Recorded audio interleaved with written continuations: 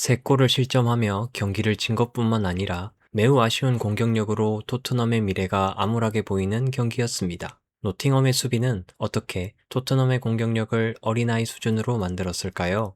노팅엄은 4-4-2 대형을 기반으로 먼저 상대 미드필더로 향하는 패스기를 차단하고 제주스와 앤더슨이 올라서면서 상대를 좌측면으로 유도하는 압박을 시도했습니다. 이러한 압박 방식은 후방 수적 우위를 유지하면서 상대를 한 측면으로 유도해 롱패스를 유도하려 한 것인데요. 토트넘의 좌측면 빌드업은 더 이상 예전과 같이 허술하지 않습니다. 스펜스가 언더래핑하며 반더벤에게 전진할 공간을 만들어주고 반더벤의 전진 드리블에 맞춰 무하니와 히샬리송이 빌드업에 가담합니다.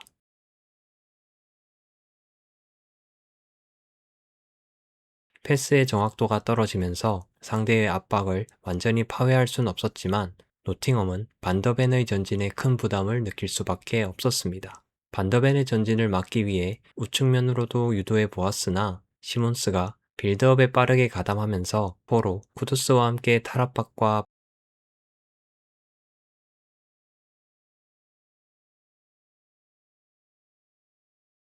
반대 전환에 성공하면서 공격 지역으로 전진했는데요. 토트넘의 문제는 페널티 박스 공략이었습니다.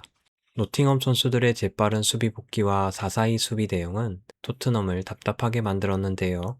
토트넘은 2-3-5 대응을 기반으로 상대를 주저앉히고 반대 전환을 통해 측면 자원들에게 1대1 기회를 주면서 상대를 흔들려고 했지만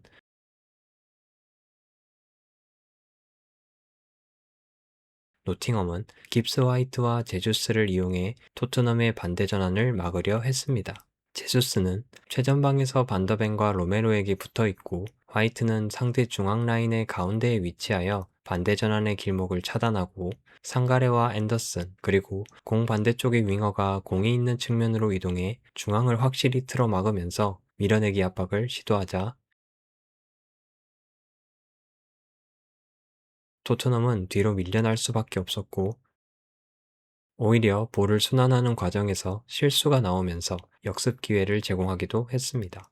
토트넘은 원활한 반대 전환을 위해서 시몬스, 벤탄크로, 포로를 로테이션 시키면서 후방 3백을 형성했고 좌우 반대 전환에 성공하며 상대의 체력을 갉아먹었습니다.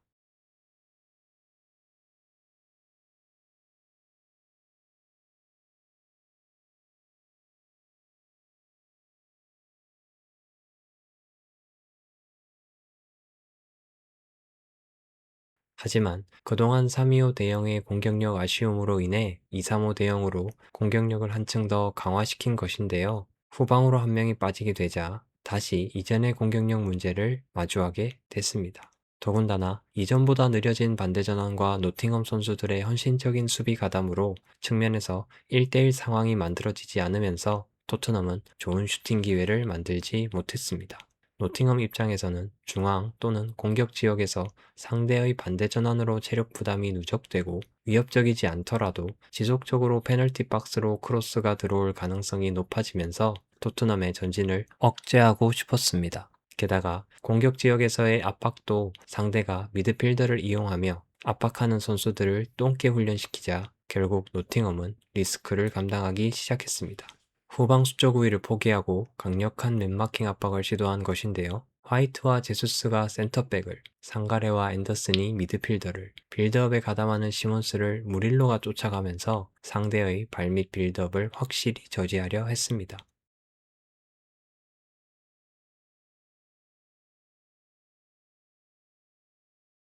후방에서의 1대1 상황으로 상대가 공중볼, 세컨드볼 경합에서 이겼을 때 치명적인 공격 기회를 제공할 수 있었지만 밀렌코비치가 히샬리송을 제압하고 무릴로가 열심히 시몬스를 따라다니면서 토트넘의 빌드업을 답답하게 만드는데 성공했습니다. 토트넘은 상대의 강도 높은 압박에도 기회가 있으면 미드필더를 이용해 센터백에게 시간과 공간을 만들어주는 빌드업을 계속 시도했는데요. 이러한 빌드업 방식이 감당한 리스크가 상대의 리스크보다 먼저 터지게 됩니다. 상대의 압박에 그레이의 실수가 나오면서 선제골을 내어주게 된 것입니다. 이제 노팅엄의 빌드업 방식을 살펴보겠습니다. 토트넘도 후방 수적 우위를 유지하면서 상대를 압박하기 위해 3명의 미드필더가 상대 3명의 미드필더를 1대1로 마크하고 히샬리송이 밀렌코비치를 향한 패스키를 차단하면서 존에게 압박을 시도하여 상대를 우측면으로 유도하고 시몬스와 쿠도스가 측면에서 강도 높게 압박을 시도하려 했는데요. 노팅엄은 제수스와 깁스 화이트를 센터백 앞에 위치시켜 벤탄쿠르를 붙잡아 두고 오도이를 하프 스페이스로 올린 후 골키퍼를 빌드업에 적극 관여시키며 센터백을 좌우로 넓게 벌려서 탈압박을 시도했습니다. 센터백의 간격이 벌어지면서 시몬스가 앤더슨을 마크하다가 무릴로를 압박하러 가는 거리가 길어졌고, 시몬스가 압박하러 갔을 때 공이 골키퍼에게 되돌아갈 수 있으면 그레이가 상가레와 앤더슨을 모두 마크해야 하는 수적 열세의 상황에 놓이게 됩니다.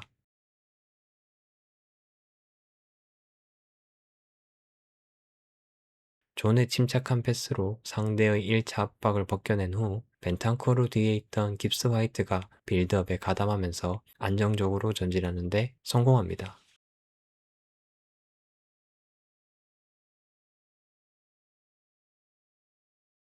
결국 토트넘은 골키퍼를 압박하기보다 상대 미드필더를 향한 패스기를 차단하며 중앙을 막다가 존이 측면으로 공을 전개하면 히샬리송과 시몬스가 나란히 해당 측면으로 이동하는 방식으로 대응했습니다.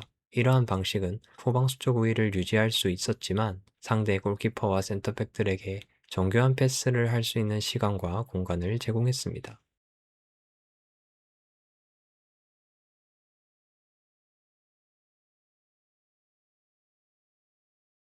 노팅엄은 롱패스 전략도 준비해 왔는데요.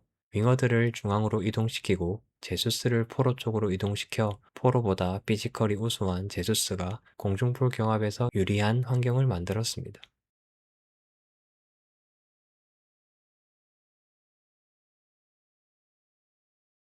중앙 지역에서 노팅엄은 상대의 4-4-2 수비 대응에 대항하여 앤더슨을 수비 라인으로 편입해 후방 안정감을 확보하고 풀백들을 전진시킨 3-2-5 대응을 기반으로 우측면은 허친슨과 오버래핑을 시도하는 사보나로 측면에서 상대 풀백을 상대로 2대1 수적 우위를 만들어 공략하고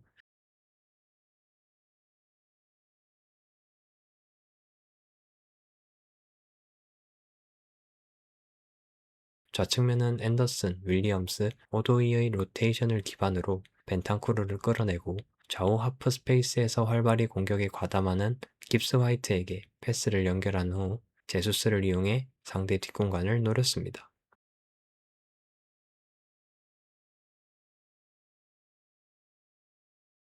또한 여전히 제수스와 깁스 화이트는 상대 수비 라인과 중앙 라인 사이에 위치하여 상대 수비 라인 뒷공간뿐만 아니라 상대 미드필더의 사각지대에서 빌드업에 가담할 기회를 호시탐탐 노렸고, 토트넘이 한 측면으로 몰아 압박을 시도할 때 벌어진 상대의 수비 라인과 중앙 라인 사이 공간을 이용했습니다.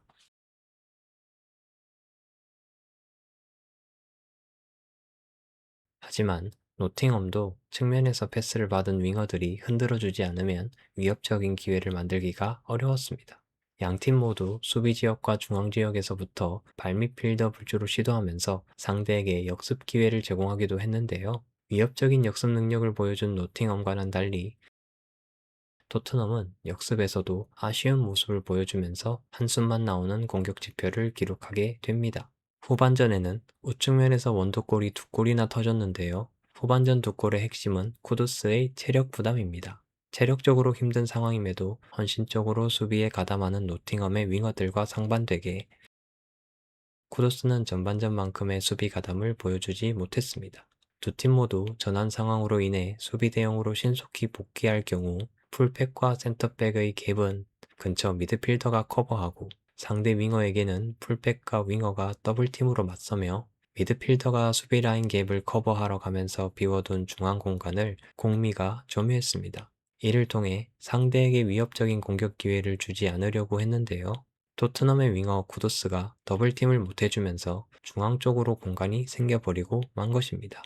결국 측면 1대1 상황에서 오도이의 크로스 같은 슛이 원더골로 이어졌고, 같은 상황에서 빈 중앙으로 뛰어오던 상가레가 오도이로부터 패스를 받아 논스톱 슈팅으로 또 다른 원더골을 터뜨렸습니다. 쿠도스를 탓하는 것이 아닙니다. 많은 부상자들로 인해 쿠두스 같은 토트넘의 핵심 선수가 체력 부담을 느낄 수밖에 없는 상황에서 좌우 측면 반대 전환을 통해 공격 지역으로 전진하는 데 성공했지만 상대의 내려앉은 수비를 뚫지 못하는 최종 득점력의 부실이 이러한 상황을 만들어낸 것입니다. 더불어 많은 패스미스와 수준 낮은 역습으로 인한 공격 기회 무산이 뼈아팠습니다. 수비적으로 준비를 잘한 노팅엄에게 박수를 보냅니다.